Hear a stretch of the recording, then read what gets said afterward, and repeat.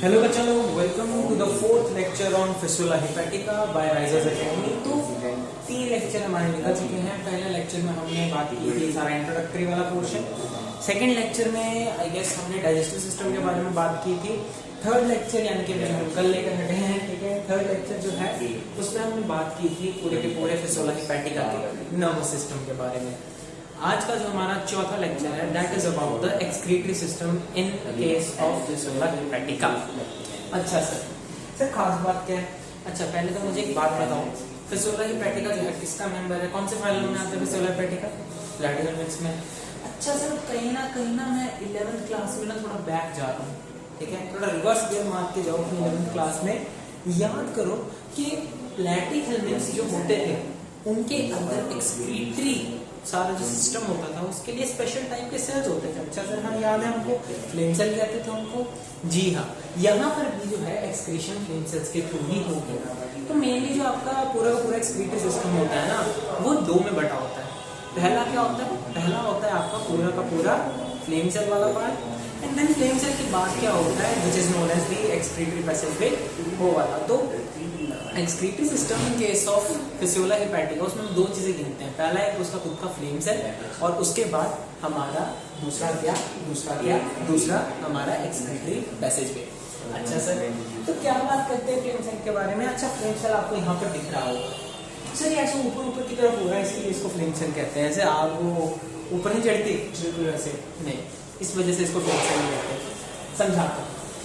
Special type के sales होते हैं प्रेजेंट इन द बॉडी जिन्हें की फ्लेम सेल्स कहते हैं। 11th क्लास में ही आपने इनका दूसरा नाम यानी कि प्रोटोनेफ्रिडिया भी सुन रखा था।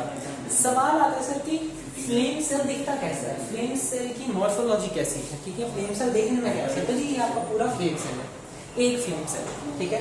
ऐसे बहुत सारे flame cells through out the parenchyma ऐसे फैल रखे होते हैं, ठीक है। बहुत सारे flame cells through out the parenchyma फैले होते हैं। मैंने एक को उठाया तुम्हारे सामने रख दिया।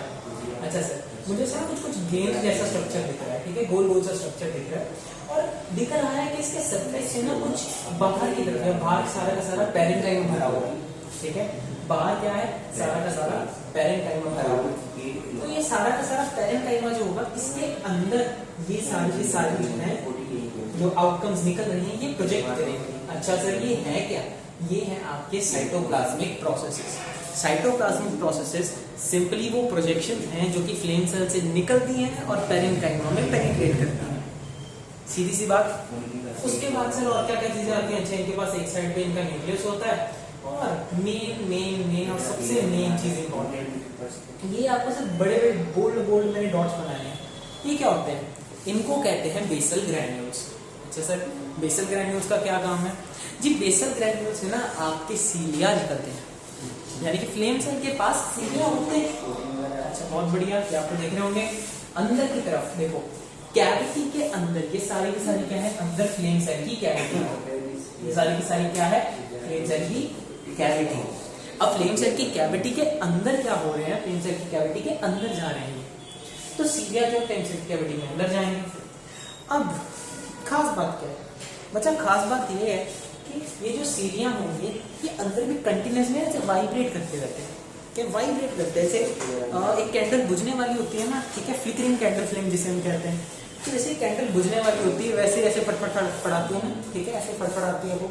तो उसी टाइप की मूवमेंट ये सीलिया शो करता है। क्लियर है इतनी बात? उसी टाइप की मूवमेंट जो है ये सीलिया शो करेगा। अब अगर ये सीलिया सेम टाइप की मूवमेंट शो करता है जो कि एग्जैक्टली फ्लिकरिंग फ्लेम की तरह दिखती है, इसीलिए इसको नाम दिया गया है फ्लेम सेल। जी सर बहुत बढ़िया, आपने समझा तो दिया बट आप थ्योरी भी थोड़ी पढ़ा भाई। जो चीजें मैंने यहाँ पे बोली सारी चीजें थ्योरी में आओ एक एक करके पढ़ते हैं। देखो क्या होते हैं फ्लेम सेल्स? क्या होते हैं? Numerous and scattered through out the parenchyma, बहुत सारे होते हैं और पैरेन्काइमा के थ्रू स्कैटर्ड होते हैं, फैल रखे होते हैं एकदम अच्छे से।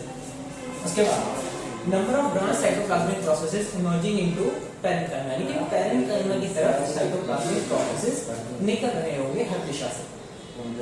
उसके बाद contains nucleus on one side, जी इसकी एक साइड पे क्या है जी?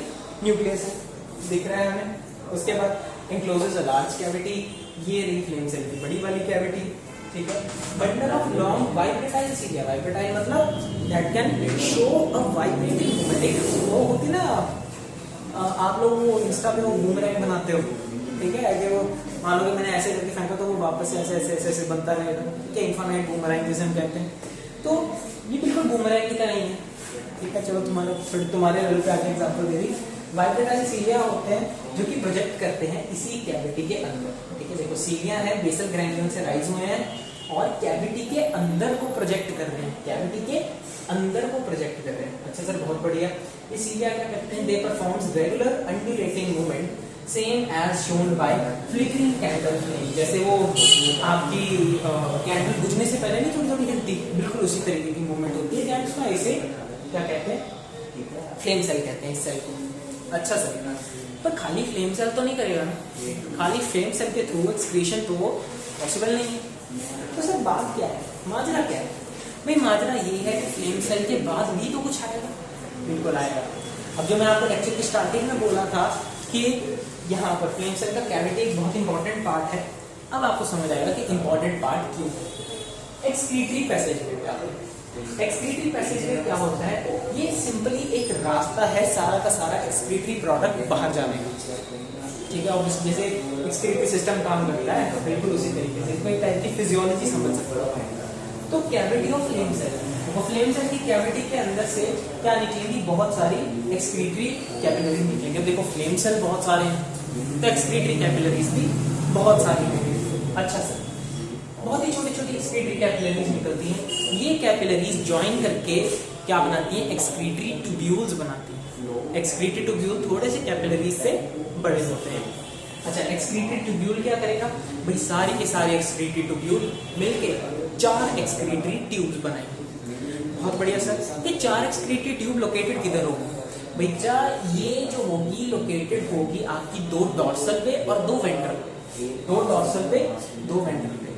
4 total excretory tubes, 2 present on the dorsal side and 2 are present on the ventral side. अच्छा सर, इनका क्या सिग्निफिकेंस है? भाई ये जो आपकी 4 एक्सक्रीटरी ट्यूब्स हैं, या 4 एक्सक्रीटरी ट्यूब्स हैं, ये फर्दर बनाती हैं लॉन्गिट्यूडनल एक्सक्रीटरी कैनाल या ब्लैडर, ठीक है। लॉन्गिट्यूडनल एक्सक्रीटरी कैनाल बनाती है जो कि फर्दर एक्सक्रीटरी पोर्ट के थ्रू हमारा सारा का सारा एक्सक्रीटरी प्रोडक्ट बॉडी के बाहर, ठीक है, सारा का सारा एक्सक्रीटरी प्रोडक्ट बॉडी के बाहर फेंकता है। फाइनली बात आके एक्सक्रीटरी पोर्ट पे खत्म होती है, ठीक है। अच्छा सर, आपने सब कुछ बता दिया, बट ये तो बता दो कि इनका एक्सक्रीटरी प्रोडक्ट है क्या? ये रिलीज क्या कर रहे हैं? ये रिलीज कर रहे हैं बेटा वाटर, ठीक है, वाटर, टॉक्सिन्स और फैटी एसिड्स, ठीक है। क्यों फैटी एसिड्स क्यों भैया? क्योंकि फैटी एसिड, क्योंकि इनका देखो ना, खा भी क्या रहे थे, हमारे टिश्यू फ्लूइड पे सर्वाइव कर रहे थे, बाइल पे सर्वाइव कर रहे थे। अब भैया इनका मटेरियल कैसा था? ऑर्गेनिक था, ठीक है। दैट्स व्हाई यहाँ पे क्या हुआ? फैटी एसिड्स रिलीज हुए हैं, साथ में टॉक्सिन्स रिलीज हुए हैं, एंड वाटर तो आप जानते हैं। So this was about the excretory system of Physalia hepatica. Hope करते हैं समझ आया होगा, ठीक है। अगर समझ आ गया है तो एक अच्छा सा पॉजिटिव फीडबैक कमेंट सेक्शन में छोड़ो। कुछ लगता है कि इंप्रूवमेंट हो सकती है तो बेशक वो भी तुम खुले दिल से बता सकते हो, ठीक है। मैं कमेंट सेक्शन में बेशक पढ़ता हूँ, ठीक है, मैं बहुत बेला आदमी हूँ, मैं कमेंट सेक्शन पढ़ता हूँ, ठीक है। तो जो भी आपके फीडबैक्स हैं, जो भी आपको कोई अगर अच्छा लगा तो आप कुछ कहना चाहते हो तो आप कमेंट सेक्शन में बेशक लिख सकते हैं, ठीक है। और ऐसे लेक्चर्स के लिए सब्सक्राइब कर लीजिए एंड नोटिफिकेशन आए तो उसके लिए बेल आइकन ऑन कर देना, सेशन को लाइक कर देना। नेक्स्ट लेक्चर में मिलते हैं एक नए टॉपिक के साथ। अलविदा।